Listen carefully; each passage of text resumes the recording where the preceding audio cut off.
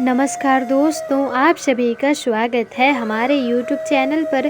तो दोस्तों, अगर हर सुबह आपको ये 4 संकेत मिलते हैं तो आप समझ लें कि आपके घर में ईश्वर का वास हो चुका है। वो क्या है 4 संकेत, आइए जानते हैं।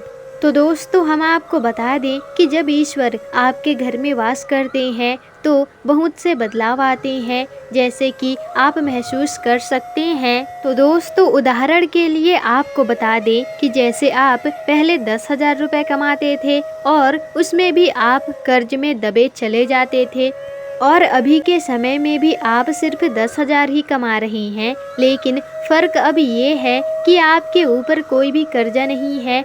अब आप 10,000 रुपए खर्च करके कुछ पैसे भी बचा लेते हैं, तो इसका मतलब है कि आपके घर में बरकत आ गई है, ईश्वर की कृपा आप पर हो गई है। दोस्तों, जब भगवान आपके घर में आते हैं तो प्रत्यक्ष या अप्रत्यक्ष रूप से और आपको आपकी पूजा का फल प्रदान करते हैं। अब फल कैसे देते हैं, यह जरूरी नहीं है कि वो आपकी सभी इच्छाओं को पूर्ण कर देंगे। वो आपको शक्ति प्रदान करते हैं। आपको आपके दुखों से लड़ने के लिए शक्ति आपको ईश्वर देते हैं। दोस्तों, मान लो आपका एक्सीडेंट होने वाला था, लेकिन आपको छोटी सी चोट या फिर सिर्फ खरोच लग जाती है और वो घटना वहीं रुक जाती है।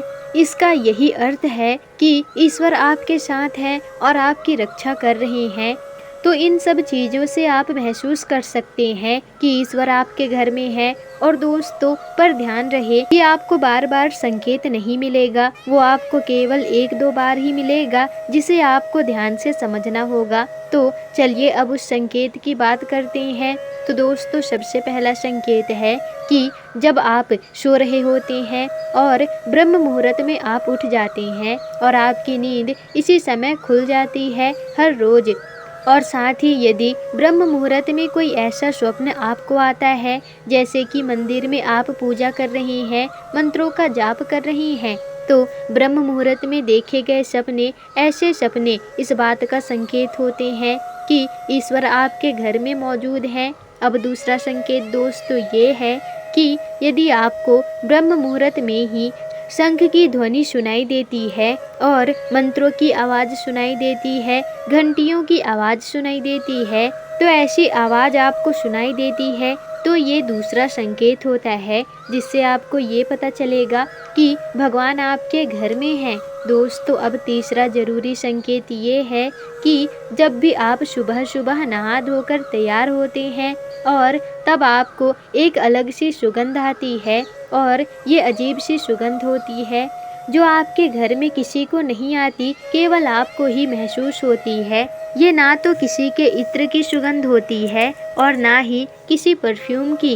दोस्तों, किसी अन्य चीज की भी सुगंध यह नहीं होती। अब वो घर में जिस जगह से होगा वहीं से आपको ये महक आएगी। दोस्तों, और जितना आप अपने मंदिर के पास जाते हैं उतना आपको ज्यादा ही महक आता है। ये महक देवी देवताओं की होती है, जिससे ये आपको पता चलता है कि ईश्वर आपके घर में वास कर चुके हैं। और दोस्तों, जब नकारात्मक ऊर्जा का घर में आगमन होगा तो आपके घर के भीतर से दुर्गंध आने लगती है, लेकिन जब ईश्वर का वास होता है तो आपको सुगंध आने लगती है, जो आपका मन पूरी तरह से मोह लेता है। चौथा सबसे बड़ा संकेत, जब भी आप पूजा करने जाती हैं तब उसी समय जब कोई जीव, व्यक्ति या भिक्षु आपके द्वार पर आ जाता है और ये आपके साथ हफ्ते में लगभग 3-4 बार होता है, तो इसका मतलब है कि ईश्वर आपके घर में दस्तक दे रहे हैं, उनका आगमन हो रहा है। तो हमें कभी भी उन्हें भगाना नहीं चाहिए, बल्कि उन्हें संतुष्ट करना चाहिए, अर्थात उन्हें भोजन व सम्मान देना चाहिए। दोस्तों, क्योंकि सबसे बड़ा दान भोजन व पानी को माना गया है, हमारे द्वार पर आए किसी को भी तृप्त करके ही भेजना चाहिए। इसलिए आपके द्वार पर किसी को भी इस तरह तृप्त करना बहुत ही पुण्य की बात है, क्योंकि वो तृप्त प्राणी आपको भीतर से सच्ची दुआएं देता है और वो दुआ बहुत ही ज़्यादा प्रभावी होती है। तो बस दोस्तों, आपको इन 4 संकेतों पर ध्यान देना है और पूजा पाठ अच्छे से करना है। ताकि ईश्वर सदैव आपके घर में वास कर सके। दोस्तों आज की वीडियो में बस इतना ही। आपको वीडियो कैसी लगी हमें कमेंट करके ज़रूर बताइएगा, और अगर वीडियो पसंद आई हो तो वीडियो को लाइक शेयर कमेंट और चैनल को सब्सक्राइब जरूर ही कर दीजिएगा, जिससे कि आपको ऐसे ही जानकारी पूर्वक वीडियोस आगे भी मिल सके।